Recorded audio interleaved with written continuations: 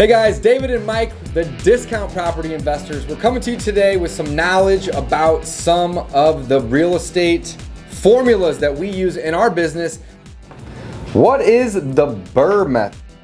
Mike, what is the BRRRR method? The BRRRR method is a simple way to remember what you need to do to acquire rental properties.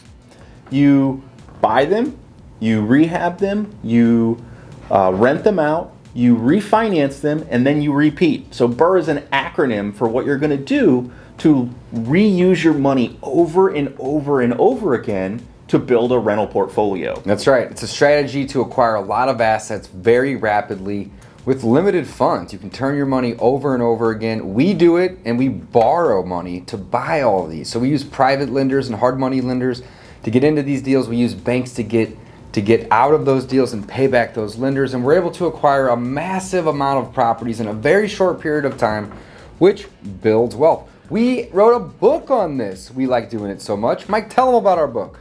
And what's really cool, Dave, is it doesn't have to be a short period of time.